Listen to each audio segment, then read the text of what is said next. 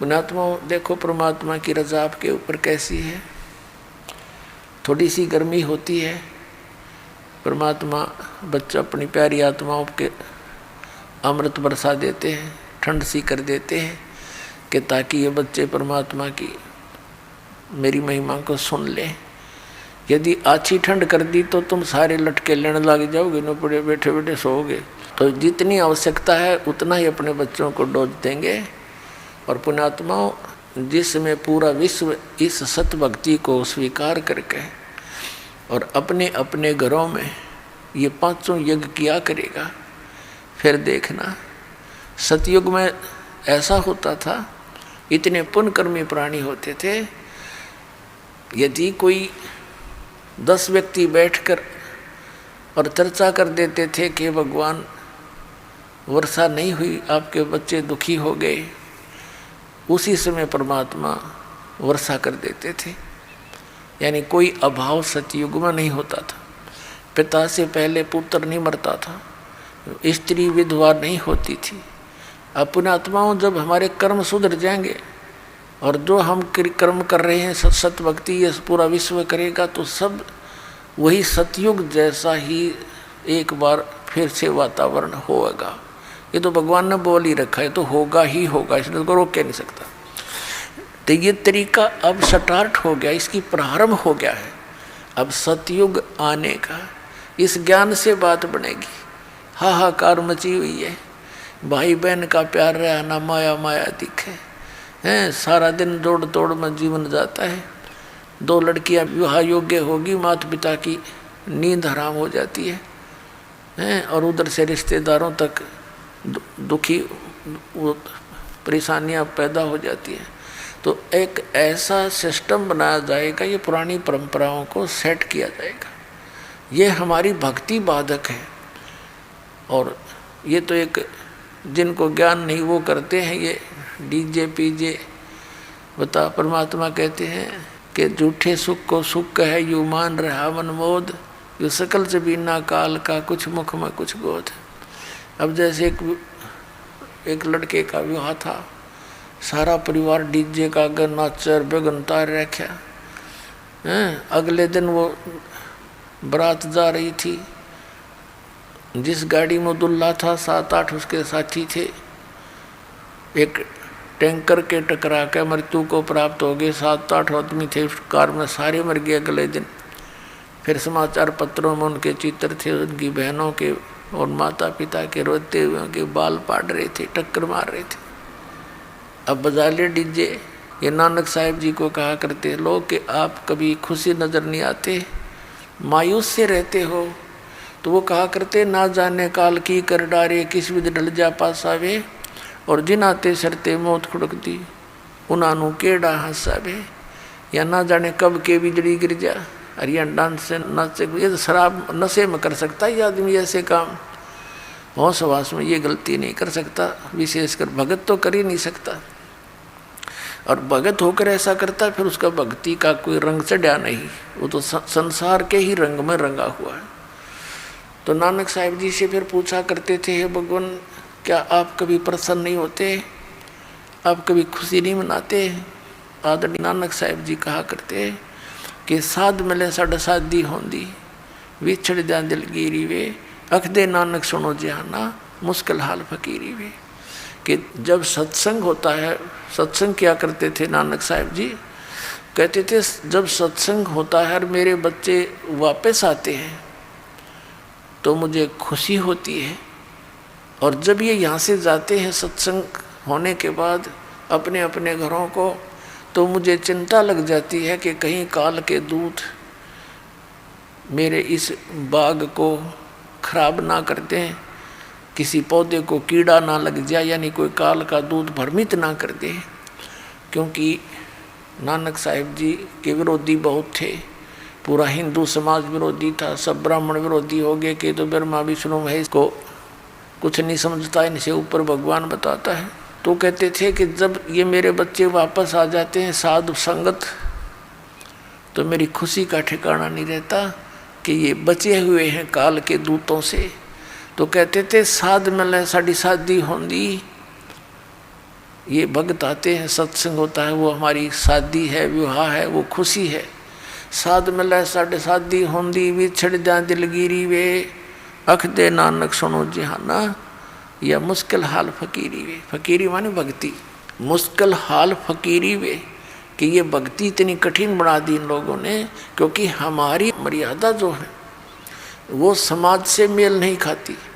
और समाज से मेल ना खाने से अन्य समाज के लोग हमारे भक्तों के साथ एक विशेष वाद विवाद करते हैं, और कुछ कमज़ोर व्यक्ति के भक्त समाज लोक लाज में आके और मर्यादा तोड़ देते हैं।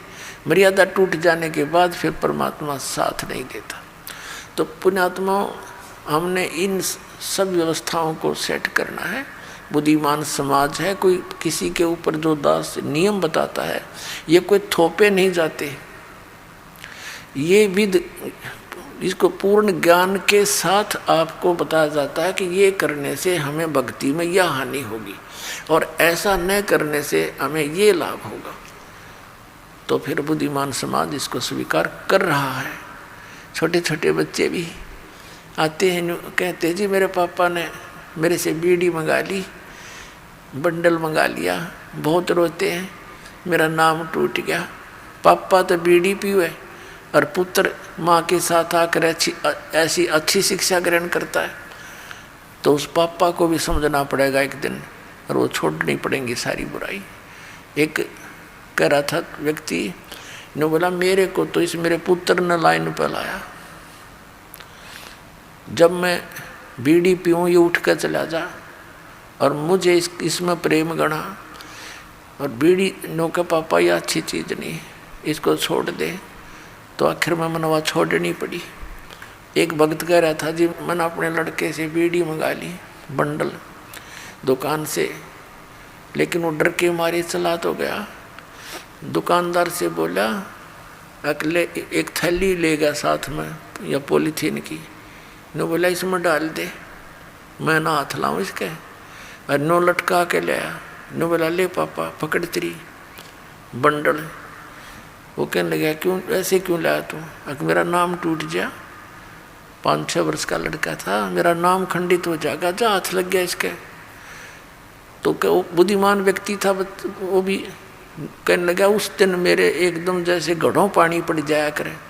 अगर यूँ बालक तो इतनी समझ रखता कि इतनी बुरी चीज़ हाथ लाने में पाप इसके, और मैं पी रहा हूँ। ने बोला मैंने उस दिन तोड़ दी वह सारी बीड़ी, उसके बाद छुआ नहीं और नाम ले लिया आके। तो पुण्यात्मा ऐसे सुधार हो गए। पुण्यात्मा ये शराब कोई पीने की चीज़ है। एक बार दास दिल्ली के अंदर सत्संग करने गया था, पाठ करने किसी को, तो उनका एक चाचा था, वो उनके घर से थोड़ा बाहर साइड में रहता था। उसकी चाची आई, रोने लग रही बुरी तरह। तो मैंने कारण पूछा माँ भैया क्यों रो रही है बहन बेटी? उसने बताया जी मेरा चाचा पालम एयरपोर्ट पे अच्छे सर्विस करता है और सारी की शराब पी जाता है। इनके घर पे कई बार तो आटा भी नहीं होता, यहाँ से ले जाती है। आज से लगभग 10-12 वर्ष पहले की बात है। वो कह रहा था ये लगभग 20,000 रुपये लेता है और कर्जा कर रखा है इसने शराब पी के। अपने आत्माओं वो छोटी छोटी बच्ची थी, उसकी 3-4 लड़कियां थी, लड़का नहीं था उसमें। तो वो लड़कियां भी बताती हैं कि महाराज जी मेरा पापा आया करे ना जब घर पे, हम तो आते मेरी माँ को पीटता है, हम माँ को छुटाते हैं तो हमें भी पीटता है। वो बड़े वाली थी, 12-13-14 वर्ष की है।